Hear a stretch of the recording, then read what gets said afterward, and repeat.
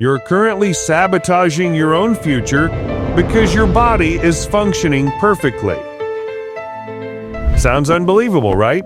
But the safer you feel, the faster you're self-destructing.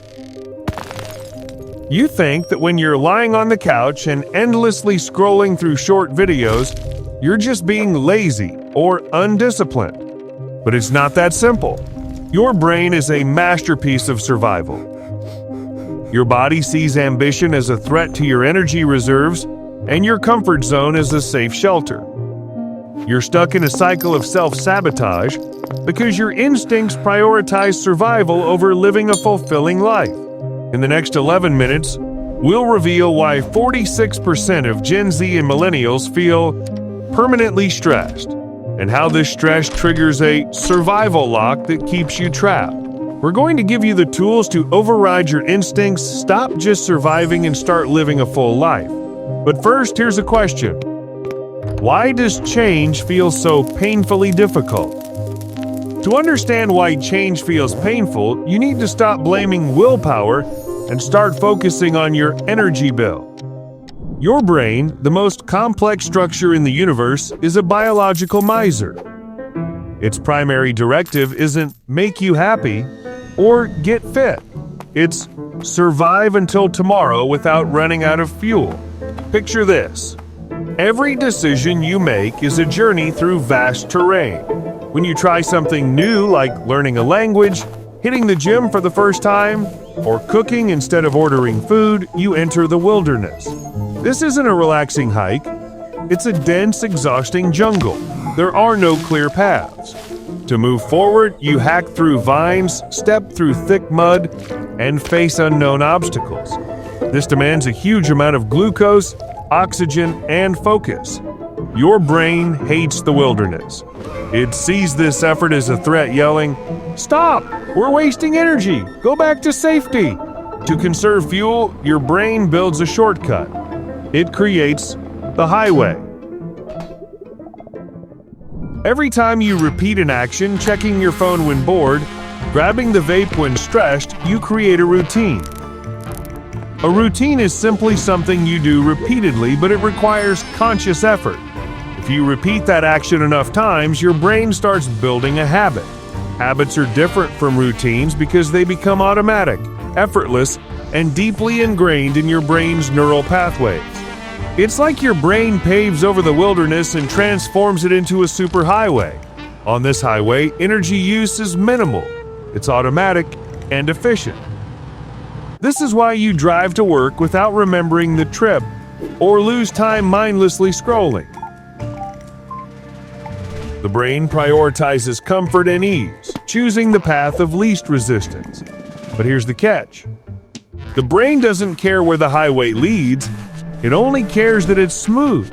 You could be heading towards burnout, depression, or wasted potential, and your brain will keep you on the fast track because it saves energy.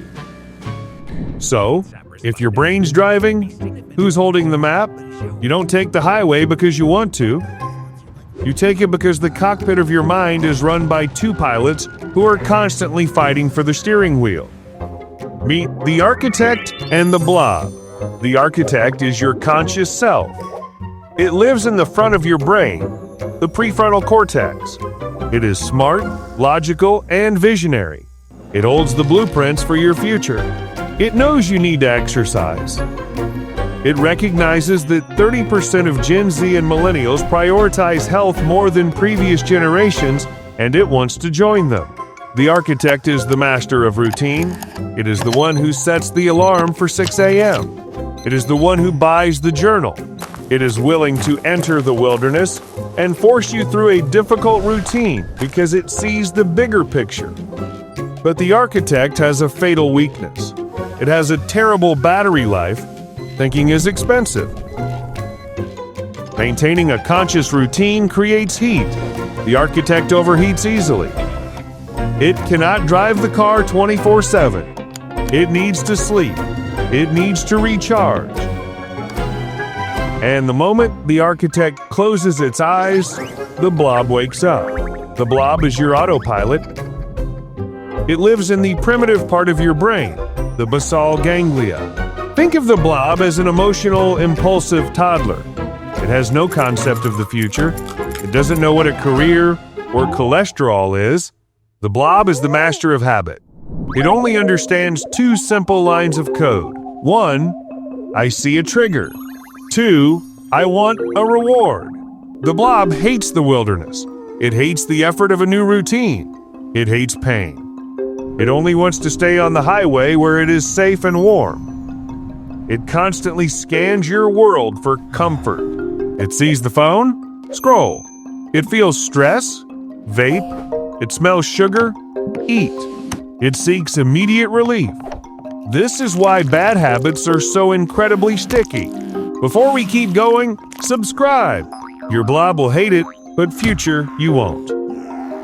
50% of Gen Z adults show signs of social media addiction, not because they are weak, but because the Blob loves the quick, cheap dopamine of the screen. Ideally, these two should be partners. The architect designs the routine and over time hands the wheel to the Blob to turn it into a habit.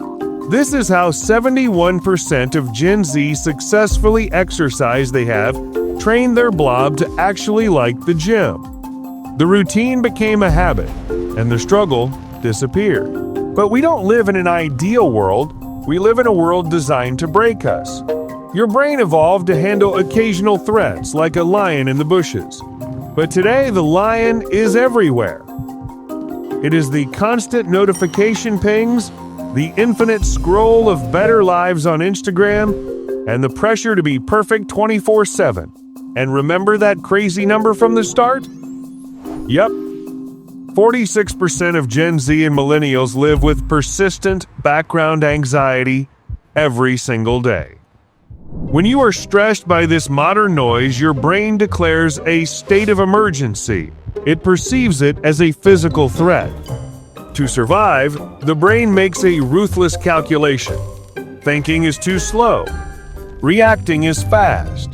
It cuts the power to the expensive architect, killing your ability to maintain a healthy routine, and gives full, unrestricted control to the fast Blob. The lights in the logic center go out, the architect passes out, and the Blob grabs the wheel. This is survival mode. You aren't lazy, you are dissociated. You know you should be working, you know you should sleep. But you literally cannot stop watching the next video. The architect is locked in the trunk, screaming, while the Blob drives you off the cliff because it feels good right now. The routine is broken, the habit is out of control. Is it even possible to take the wheel back when you are speeding into the void? The architect wakes up, the smoke clears, but this time, the architect doesn't try to grab the wheel by force. It realizes that fighting the Blob is a losing battle. The Blob is stronger, faster, and it never gets tired. You can't force the Blob into a hard routine with willpower alone. It will scream, thrash, bargain, and eventually win. You have to trick it. You have to parent your own brain. Here is the strategy to rewrite the map and turn a painful routine into a painless habit. First, the Trojan Horse strategy. Your biggest mistake is betting on willpower. Willpower is just the architect's battery, and it drains fast. If you tell the Blob, "We're going to the gym for an hour," it sees a scary wilderness and hits the brakes. So shrink the mission until it's almost silly. Not go to the gym, but do 10 squats. Not read a book, but read 1 page. Make it so small the Blob doesn't perceive a threat. It costs almost 0 energy. It doesn't look like a swamp, it looks like a puddle. You sneak a new routine past the brain's alarm system like a Trojan horse. Second, design the cockpit. The Blob runs on cues. Sit on the couch, and it launches the lazy script because the couch is the trigger. So change the triggers and make the right choice the easy choice. Plant new flags in your environment that practically force the new behavior. Visual, put your gym clothes and shoes where you'll literally trip over them. Time, 8 a.m. Location, the living room rug. Then write one clean command. At 8 a.m. on the rug, when I see the shoes, I squat. Repeat it, and the shoes become the start button. You're reprogramming autopilot, conscious routine into unconscious habit. Third, bribe the toddler. Many good habits are boring: studying, running, cleaning. The Blob hates boring. So gamify the system with temptation bundling. Only listen to your favorite true crime podcast while cleaning. Only drink that overpriced iced coffee while studying. Only watch your comfort show while you're on the treadmill. The routine becomes the ticket to the treat. Fourth, the 21-day myth. Here's the part nobody posts on social media. There is no magic pill. Pop culture says a habit forms in 21 days. Science says, not really. On average, it's about 59 to 66 days. Depending on the behavior and the person, it can be as quick as 15 days or stretch past 250, even up to 335. This is why you fail. You quit on day 14 and think, why isn't this automatic yet?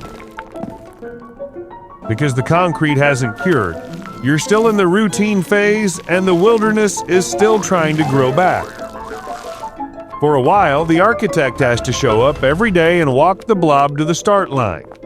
Consistency beats intensity. It's a grind, but it's how roads get built. Now zoom out and look at the map of your life. The system is not designed to make change easy, but once you understand the mechanism, you get a terrifying amount of leverage. The path from routine to habit, from the architect's struggle to the blob's ease, is the difference between being a passenger in your own life and becoming the driver. And you don't have to burn down the forest. Just clear one small path today, one squat, one page, one glass of water. The blob is listening. The architect is ready. Start building your highway today. Track your trek through the wilderness and tell us what it felt like down in the comments. If this helped, drop a like so it can reach more tired brains with messy habits. Subscribe for more science you can actually use. And remember, a tiny step isn't small. It's the first brick in the road.